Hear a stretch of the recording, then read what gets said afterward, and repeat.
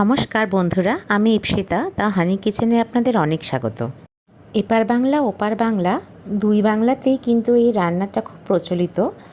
আমি আজকে একদম ওপার বাংলার মতন লোটে মাছের ঝাল বানাবো। এইভাবে যদি একবার বানিয়ে খান তাহলে কিন্তু সাথে আর অন্য কিছুর দরকার পড়বে না। চলুন তাহলে দেখানোই যাক লোটে মাছের ঝাল কী করে বানানো হয়।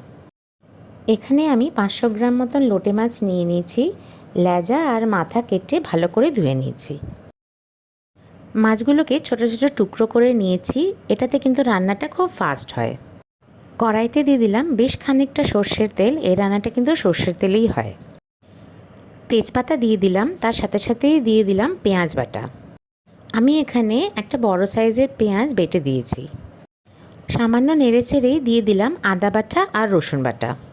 1.5 ইঞ্চি মতন আদা আর 13 থেকে 14টা মতন রসুনের কোয়া বেটে দিয়েছি। এই রান্নাটাতে আদা রসুনের পরিমাণটা একটু বেশিই রাখতে হয়। একটু নাড়াচাড়া করে ভেজে নিতে হবে। তারপরেই দিয়ে দেবেন একটা বড় সাইজের টমেটো কুচি। আর দিয়ে দিলাম নুন। প্রথমে নুনের পরিমাণটা একটু কমই রাখবেন, পরে যাতে অ্যাডজাস্ট করতে পারেন। এই রান্নাটাতে কিন্তু কোনো ফোড়ন পড়ে না, তাই আমিও দিইনি। এখন দিচ্ছি 2টো শুকনো লঙ্কা আর একটা কাশ্মীরি লাল লঙ্কা বাটা। কাশ্মীরি আর শুকনো লঙ্কাটা 1-2 ঘন্টার জন্য জলে ভিজিয়ে রাখবেন, আর নরম হয়ে গেলে এটা বেটে নেবেন। এখন কিন্তু খুব ভালো করে নাড়াচাড়া করে ভাজতে হবে। 3 থেকে 4 মিনিট মতন ঢেকে এটা ভাজবেন। 5 মিনিট পর ঢাকা খুলে দিয়ে দিলাম হলুদ। এখন ভালো করে মশলাটা ভাজবেন আর কষাবেন যতক্ষণ না পর্যন্ত মশলার কাঁচা গন্ধটা বেরিয়ে যায় আর তেল বেরিয়ে আসে। আমি 10 মিনিট মতন ভেজেছি। দেখুন মশলাটা দিয়ে এখন পুরো তেল বেরিয়ে এসেছে। এখন দিয়ে দিতে হবে কেটে রাখা মাছগুলো। মশলার সাথে ভালো করে মাছগুলোকে মাখিয়ে নেবেন। এখন গ্যাসের ফ্লেমটা মিডিয়াম টু লো রাখবেন আর ঢাকা দিয়ে দেবেন আর ভালো করে ভাজবেন। আমি প্রায় 12 থেকে 13 মিনিট হয়ে গেছে, তারপরে ঢাকা খুলে দিয়েছি। দেখুন মাছের থেকে কিন্তু এখন অনেকটা জল বেরিয়ে গেছে। এখন আবারও ভালো করে চারদিকে যেগুলো লেগে আছে কড়াইয়ের, সেগুলো ভালো করে নাড়াচাড়া করে আবার ঢাকা দিয়ে দেবেন।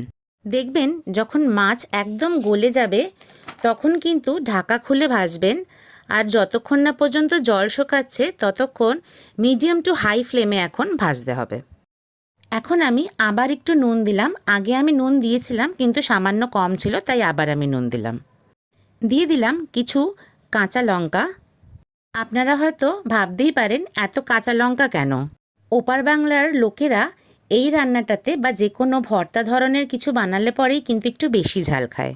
আরেকটা কথা, যদি রান্নাটা করতে করতে আপনাদের মনে হয় যে তেল কম হয়ে গেছে তাহলে কিন্তু আবারও তেল দেবেন।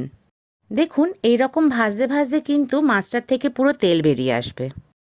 রান্নাটা কিন্তু আমার হয়ে গেছে। দেখুন রান্নাটা এতটা পর্যন্তই কিন্তু করতে হবে, না একদম শুকিয়ে ঝুরো ঝুরো হয়ে যাবে, না আবার একদম জলজলে থাকবে। একবার হলেও বানাবেন। লোটে মাছের এই রেসিপিটা যদি একবার বানিয়ে খান তাহলে কিন্তু আর অন্য কোনো রকমের ভাবেই খেতে লোটে মাছ ভালো লাগবে না।